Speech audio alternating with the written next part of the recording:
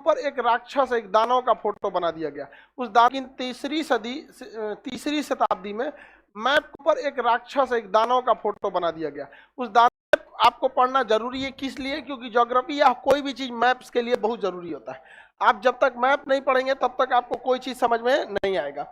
Map का अध्ययन systematic नहीं होता था, लेकिन तीसरी शताब्दी में मैप को सिस्टमेटिक ढंग से बनाने का प्रयास किया गया था। और सिस्टमेटिक ढंग से प्रयास करने के क्रम में मैप को एक किताब का शक्ल दिया गया, ढेर सारे मैप का ग्रुप बना दिया गया, और उस किताब में केवल और केवल क्या भर दिया गया? मैप।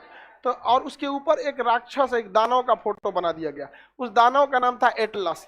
एटलस एक ऐसा दानव है जो, देखिए रावण भी देखिएगा तो दानव है, बट शक्ल ठीक है, हीरो टाइप का लगता है, हीरो नहीं, कटप्पा टाइप का नहीं लगता है। तो रावण का शक्ल खराब नहीं, एक चुरैन भूत वाला नहीं।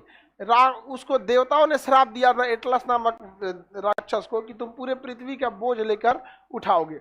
तो वही उसी का पार इस पर क्या लगा दिया था? फोटो लगा दिया था। तो एटलस नामक राक्षस को देखिएगा ना, तो उस पूरे पृथ्वी का बोझ को अपने ऊपर लेके रखे रहता है, इस टाइप का। तो इसी को क्या कहा जाता है? एटलस। तो इस किताब के ऊपर जो कवर लगाया गया था उसका नाम क्या था? एटलस। तो किताबे का नाम क्या रख दिया लोग? एटलस। जबकि एटलस क्या होता है? Group of map. Group of map, एक ऐसी किताब जिसमें केवल मैप हो, उसे क्या कहा जाता है? एटलस। तो जब आप मैप पढ़ते जाइएगा, पूरा कंप्लीट मैप पढ़ लीजिएगा, तो आपको कंप्लीटली क्या समझ में आ जाएगा? एटलस। क्या समझ आएगा? एटलस आपको ऑटोमेटिक समझ में आ जाएगा। और जब एटलस पढ़ लेंगे तब आपको क्या समझ में आएगा? ग्लोब। तो ये बहुत ज्यादा जरूरी होता है ग्लोब। अब मैप में भी ना 3-4 हिस्सा होता है। एक होता है आपका इंडियन मैप, और एक होगा आपका वर्ल्ड मैप। वर्ल्ड मैप, ये 2 हिस्सा होता है, इंडियन और वर्ल्ड। और इन दोनों के 3 हिस्से होते हैं पढ़ने के लिए। इंडियन मैप का भी आपको पॉलिटिकल पढ़ना पड़ता है, और फिजिकल पढ़ना होता है, और थेमेटिकल पढ़ना होता है। ये सब का पढ़ना है। वर्ल्ड मैप का भी पॉलिटिकल, फिजिकल, थेमेटिकल है। इंडियन मैप का भी पॉलिटिकल, फिजिकल, थेमेटिकल है।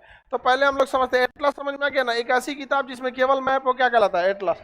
ग्लोब तो लास्ट में पढ़ना रहता है, पूरी पृथ्वी के बराबर रहता है इस टाइप का ग्लोब। उसको ग्लोब को बाद में पढ़ना है। लिख मत बबुआ, तुम पहले समझो यहाँ पर, ठीक है? लिखने में ध्यान मत दिया करो। उसके बाद ये देखिए मैप। मैप में पहला कौन सा होता है? पॉलिटिकल। दूसरा कौन होता है? फिजिकल। और उसके बाद थेमेटिकल। पॉलिटिकल मैप में आपको आराम से किसी देश राज्य का विभाजन देख सकते हैं, उसमें आपको देखने में कोई दिक्कत नहीं आएगी। लेकिन फिजिकल मैप में आप नहीं समझ पाएंगे कि कहाँ कौन सा मैप दिया हुआ है। जैसे एग्जाम्पल के तौर पे हम आपको दे देते हैं, अगर कोई मैप, जैसे ये मैप है, ये वर्ल्ड का मैप है। वर्ल्ड के कुछ मैप आपको इसमें दिखाए गए हैं। पूरा पृथ्वी तो इसमें नहीं दिख रहा है, लेकिन एक कुछ हिस्सा इसमें दिख रहा है। इसमें आपको आराम से दिख जा रहा है कि ये सऊदी अरब है, यहाँ ये देश खत्म हो गया, यहाँ ये खत्म हो गया, ये ईरान है, ये भारत है, ये अलग अलग देश इसमें इजीली दिख सकते हैं।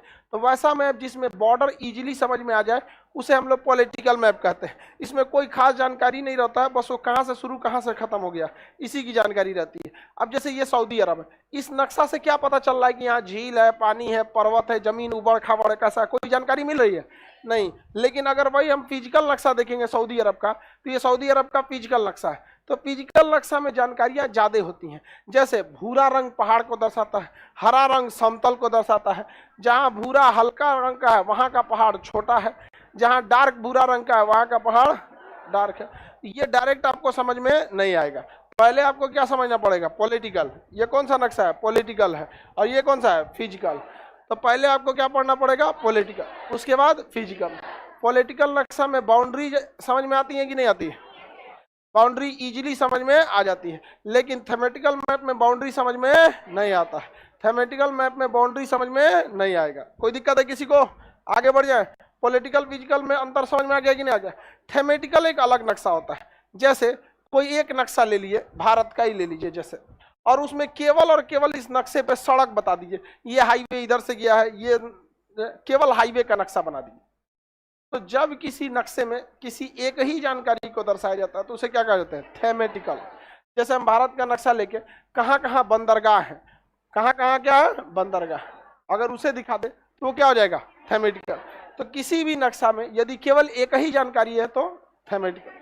अगर बॉर्डर अलग अलग है तो पॉलिटिकल। बॉर्डर अलग नहीं किया है, फिजिकल। पर्वत पहाड़ नदी झील झरना दिखा रहा है, फिजिकल। समझ में आ रहा है कि नहीं? तो मैप कितने टाइप का देखे? 3 टाइप का। आपको यही तीनों इंडिया में भी दिखेगा और यही तीनों टाइप कहाँ मिलेगा? वर्ल्ड में। तो अभी आपको कौन सा इसमें पढ़ना है? इंडियन की वर्ल्ड? वर्ल्ड मैप का कोना कोना पढ़ लेंगे तो क्या कंप्लीट हो जाएगा? एटलस के बाद आपको, तो इस बैच में आपको वर्ल्ड का पॉलिटिकल, फिजिकल